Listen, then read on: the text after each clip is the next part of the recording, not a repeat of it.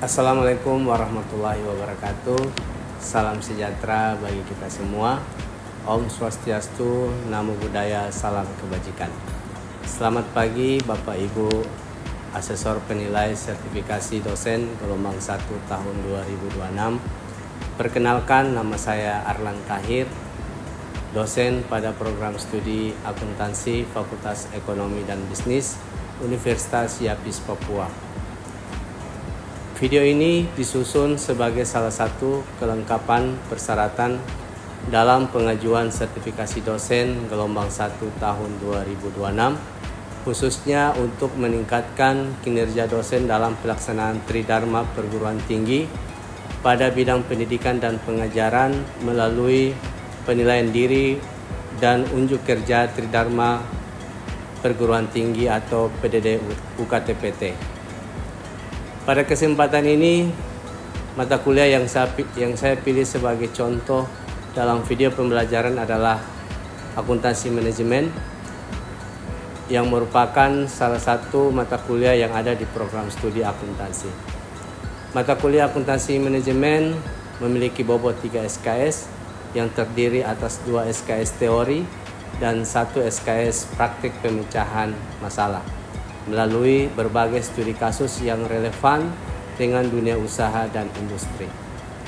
Dalam pelaksanaan pembelajaran menggunakan pendekatan DEI atau Delivery Interaction Assessment yang menekankan pada penyampaian materi yang sistematis, interaksi aktif antara dosen dan mahasiswa, serta penilaian yang berkelanjutan untuk mengukur capaian pembelajaran mahasiswa. Materi yang dibahas dalam mata kuliah ini adalah penentuan harga jual. Proses pembelajaran dilaksanakan dengan pendekatan blended learning melalui kombinasi pembelajaran daring dan tatap muka, serta menerapkan student center learning yang menempatkan mahasiswa sebagai pusat kegiatan pembelajaran. Dengan pendekatan ini, mahasiswa tidak hanya memperoleh pemahaman teoritis, tetapi juga pengalaman praktis melalui analisis kasus dan pemecahan masalah yang mencerminkan kondisi nyata di dunia kerja. Penilaian dilakukan secara komprehensif, baik terhadap proses pembelajaran maupun terhadap hasil belajar mahasiswa, termasuk tugas, diskusi, presentasi, analisis kasus, serta berbagai produk pembelajaran yang dihasilkan selama perkuliahan. Untuk mendukung proses pembelajaran, mata kuliah ini menggunakan beberapa referensi utama, antara lain yang pertama textbooks karangan V. Wiratna Sujarweni, Akuntansi Manajemen, Teori dan Aplikasi, kemudian Hartini 2022, Akuntansi Manajemen, Pendekatan Konseptual, Hansen Moen dan Hecker 2017, Akuntansi Manajerial Salemba 4, kemudian keempat, Kamarudin Ahmad 2017, Akuntansi Manajemen, Dasar-dasar Konsep Biaya dan Pengambilan Keputusan. Dan yang kelima, Ray H. Garrison, Eric Winurin, dan Peter Cibrevir 2014, Akuntansi Manajerial edisi ke-14. Selain buku referensi utama, terdapat jurnal artikel ilmiah dengan materi pembelajaran yang terkait. Aspek penilaian dalam mata kuliah ini terdiri atas yang pertama kehadiran 15%, kemudian tugas individu dan keaktifan 10%, tugas kelompok dan studi kasus 10%, ujian tengah semester atau UTS 25%, dan ujian akhir semester atau UAS 40%. Metode pembelajaran yang digunakan meliputi yang pertama ceramah atau penyampaian materi, yang kedua tanya jawab, yang ketiga diskusi kelompok, dan yang keempat pemberian tugas. Berikut video proses pembelajaran pada mata kuliah akuntansi manajemen dengan materi penentuan harga jual. Selamat menyaksikan. Assalamualaikum warahmatullahi wabarakatuh. Waalaikumsalam warahmatullahi wabarakatuh. Selamat pagi teman-teman semua. Apa kabar hari ini? Alhamdulillah baik, sehat ya? Baik teman-teman, pada hari ini kita akan melanjutkan perkuliahan kita, yaitu mata kuliah akuntansi manajemen. Namun sebelum kita memulai perkuliahan kita pada hari ini, terlebih dahulu kita berdoa semoga proses pembelajaran kita hari ini berjalan baik dan lancar. Berdoa menurut agama dan kepercayaan masing-masing. Berdoa dimulai.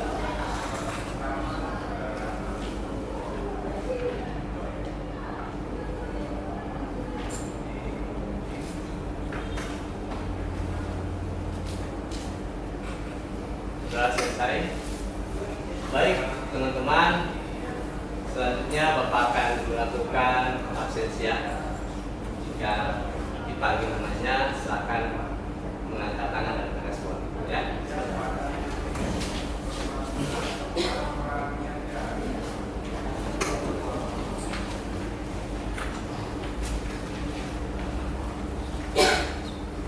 Abraham John Paul, Adinda, Alisa, Aldi, Alex Pigai, Elias Pigai, Delvia,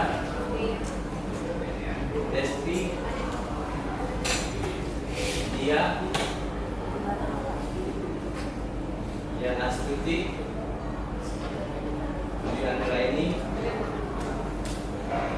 Safa Adara, Elvi Lai,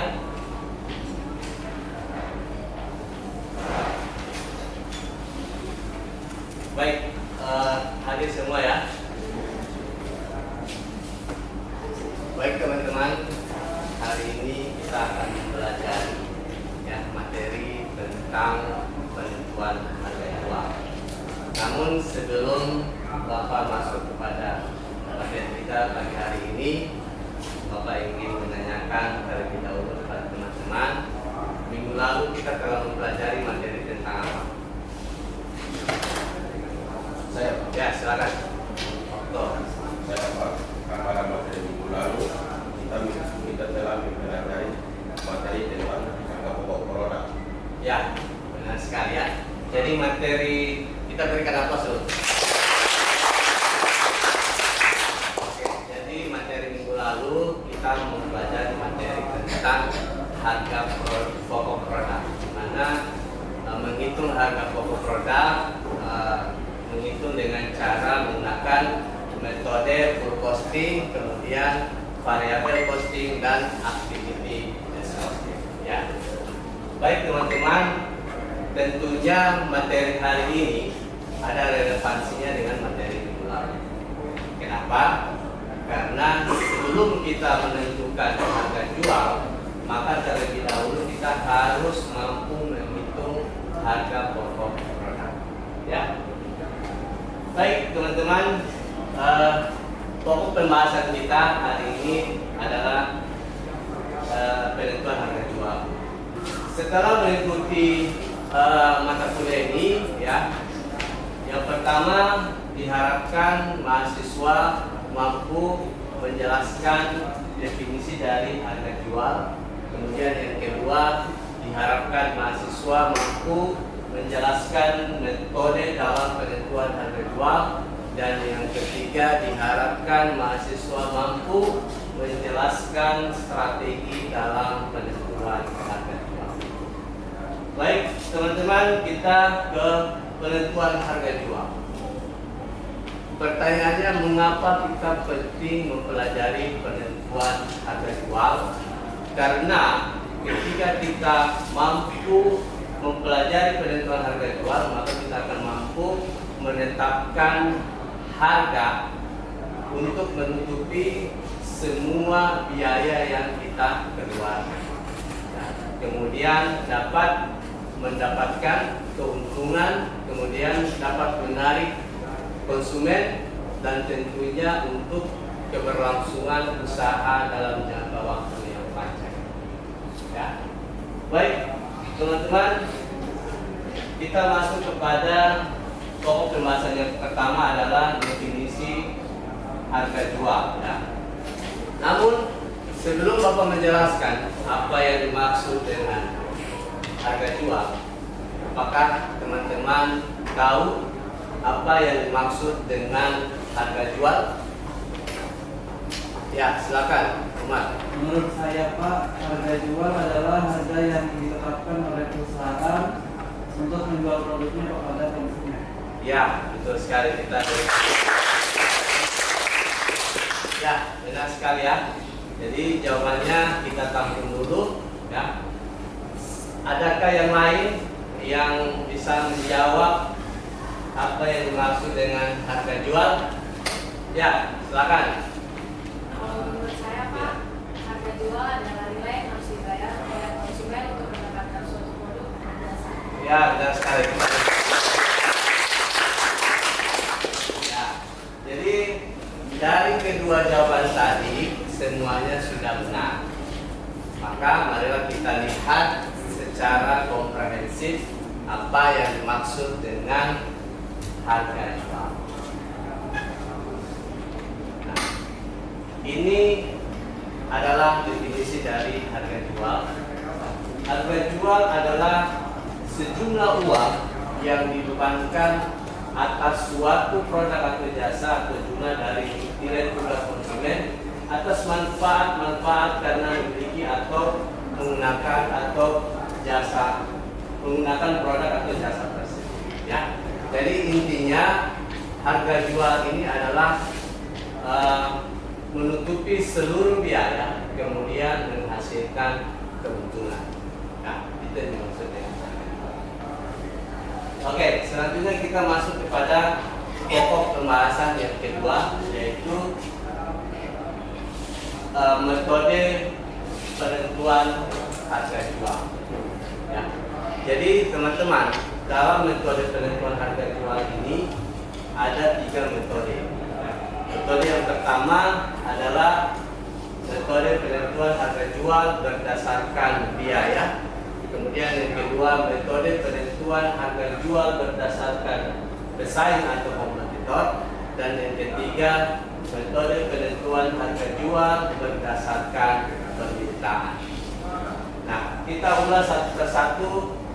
Yang pertama adalah metode penentuan harga jual berdasarkan biaya. Nah, dalam metode penentuan harga jual berdasarkan biaya itu terdapat 3 perhitungan.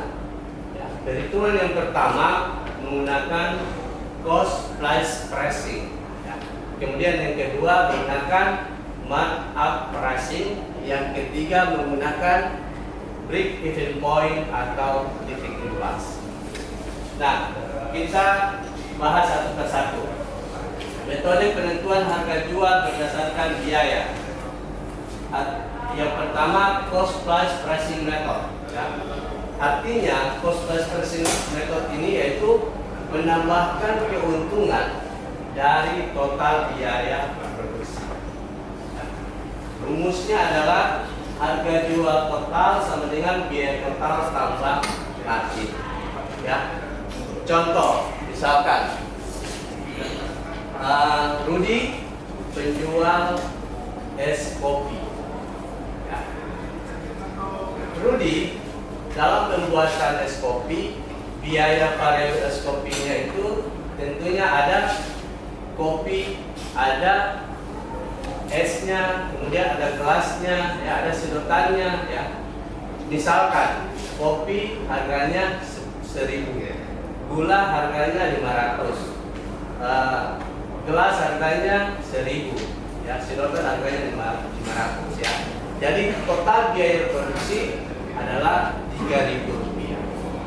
Kemudian Rudy ingin menambahkan keuntungan dari total biaya produksi itu 50%. Berarti 50% dari harga 3.000 sama dengan 1.500. Maka harga jual yang ditetapkan oleh Rudy dalam satu es kopi yaitu 4.500. Total 3.000 ditambah 1.500. Ya, itu perhitungan yang pertama menggunakan cost price pricing.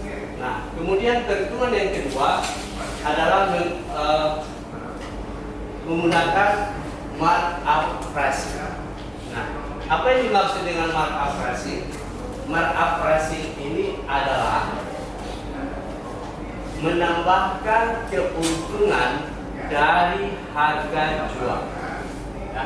Kalau cost price pricing menambahkan keuntungan dari total biaya produksi, sedangkan markup pricing menambahkan keuntungan dari harga jual. Ya. Jadi rumusnya adalah harga jual sama dengan harga beli tambah markup. Ya, contoh misalkan Obed adalah salah satu pedagang penjual pinang. Ya. Obed membeli pinang di pasar, ya, satu tumpuk seharga Rp10.000. Lalu kemudian Obed menjual pinang satu tumpuk tadi seharga Rp15.000. Maka markup keuntungan yang didapat oleh Rudy adalah Rp5.000. Jadi harga jual Rp10.000, kemudian menambahkan keuntungan Rp5.000, berarti Rp15.000. Ya. Jadi markup harga jual sama dengan harga beli tambah markup. Ya. Itu perhitungan yang kedua. Kemudian perhitungan yang ketiga adalah menggunakan break even point atau titik impas. Ya. Nah, apa yang dimaksud dengan break even point atau titik impas? Break even point atau titik impas adalah di mana hasil penjualan sama dengan total biaya produksi. Ya. Artinya hasil penjualan sudah dapat menutupi semua biaya pembuatan produk. Nah, itu dimaksud dengan break even point. Nah, contoh misalkan Rudy menjual es kopi di kampus, ya. Lalu kemudian dalam menjual es kopi, Rudy menyewa tempat, ya, itu biaya tempat, biaya tetap, ya. Sewa meja itu katakanlah contoh 100.000 per bulan, ya. Kemudian biaya spanduk, ya, Rp50.000. Jadi total biaya tetap adalah Rp150.000. Nah, itu untuk biaya tetap, ya. Enggak apa-apa. Biaya tetap,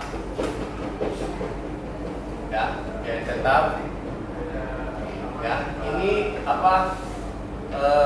Sewa meja. Ini menghitung break even point, ya, perhitungan break even point.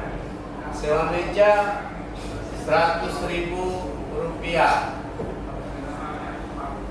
dalam sebulan. Kemudian spanduk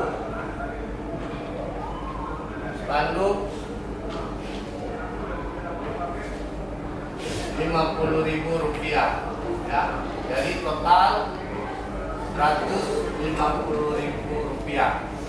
Ini untuk total biaya tetap. Nah, lalu kemudian untuk biaya variabel, ya, dalam membuat es kopi,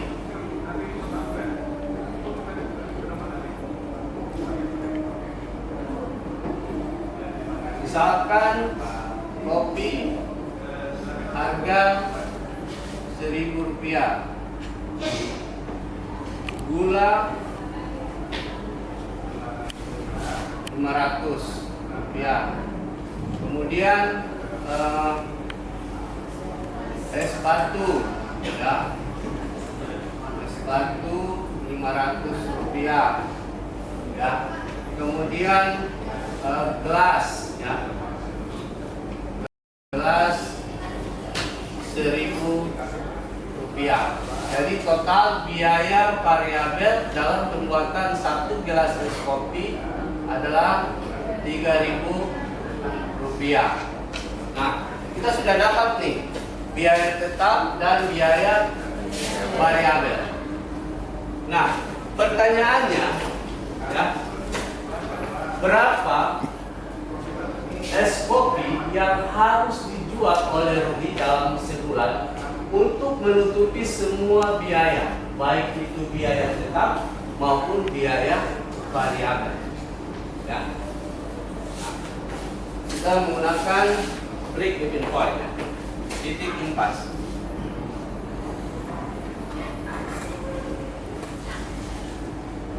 Nah, rumus dalam menghitung break even point adalah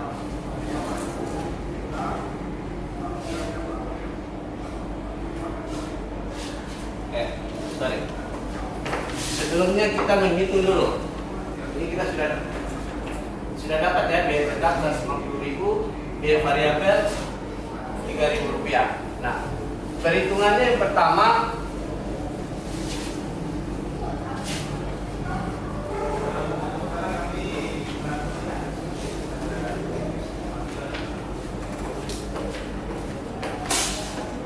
kita menghitung kontribusi per unit per gelas es kopi, ya. Kontribusi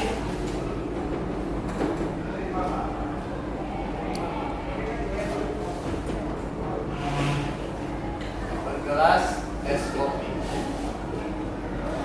Nah, rumusnya adalah harga jual kurang biaya variabel.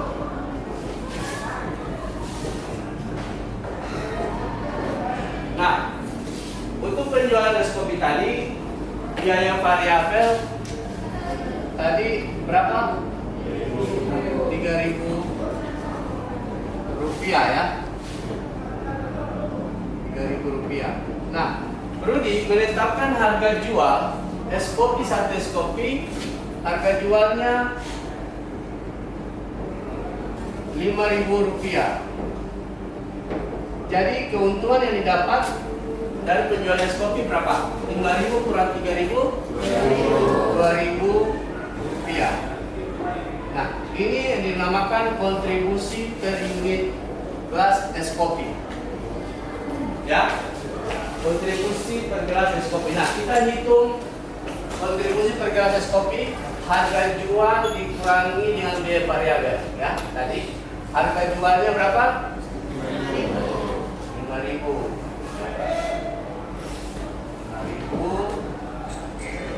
Biaya variabel 3.000. Nah, jadi 5.000 kurang 3.000 sama dengan 2.000. Ini kontribusi per unit. Nah, bagaimana menentukan rumus, ya, menentukan break even point atau titik impas?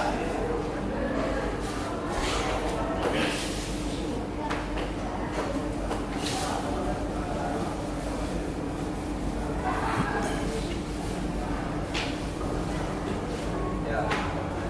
Rumus dari break even point atau titik impas adalah biaya tetap, biaya tetap dibagi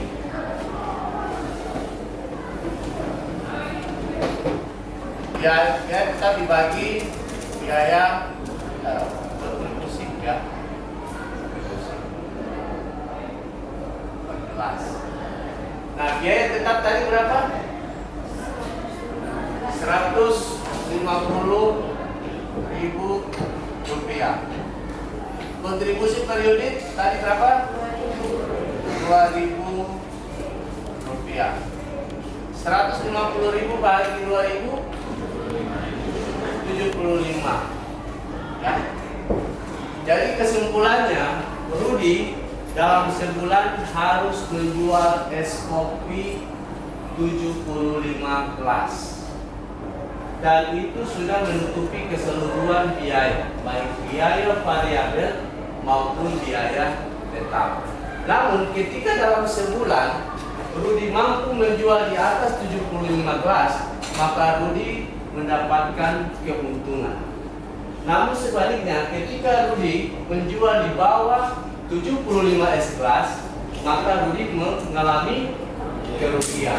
Ya, itu yang dinamakan perhitungan BEP, break even point atau titik impas. Ya, paham ya? Oke.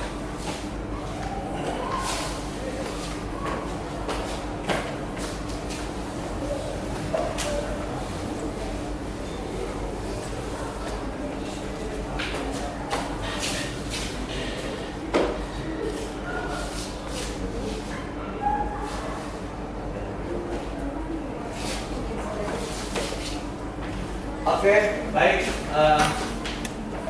teman-teman. Dari pembahasan yang Bapak sudah sampaikan, apakah ada yang ingin ditanyakan? Ya, Kenapa banyak perusahaan atau pembeli tetapi ujungnya tetap bangkrut?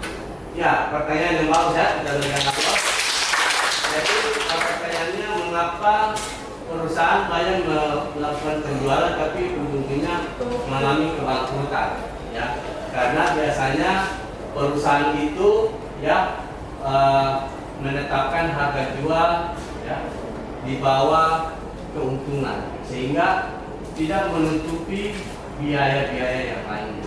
Contoh misalnya Bapak menjual es kopi ya, es kopi Bapak itu penjualan bulan ini meningkat, katakanlah 500 gelas ya, 500 gelas. Namun Bapak hanya menambahkan dari setiap gelas es kopi itu hanya Rp500 dan akhirnya Bapak menetapkan keuntungan Rp500, Bapak tidak, biaya tersebut tidak menutupi biaya sewa tempat dan biaya listrik, sehingga itu dapat mengalami kebangkrutan.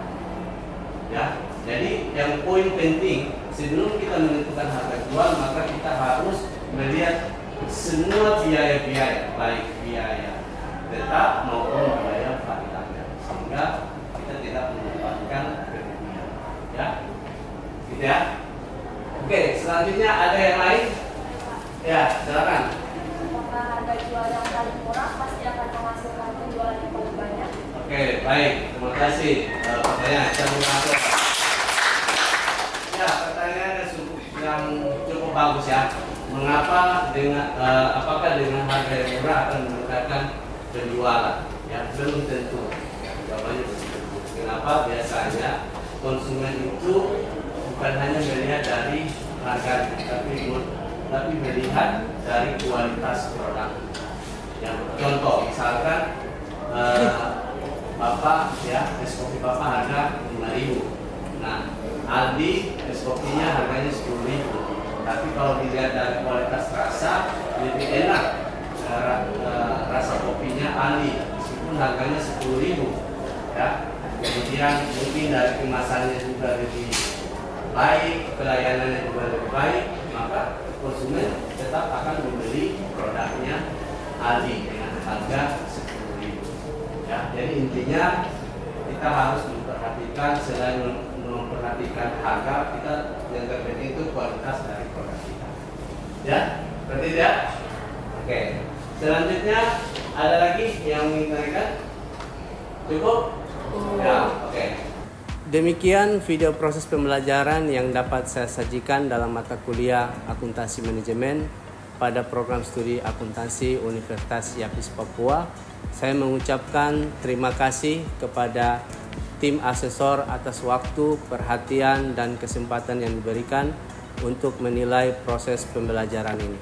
Semoga video pembelajaran yang saya sajikan dapat menjadi bahan pertimbangan yang baik dalam sertifikasi dosen gelombang 1 tahun 2026.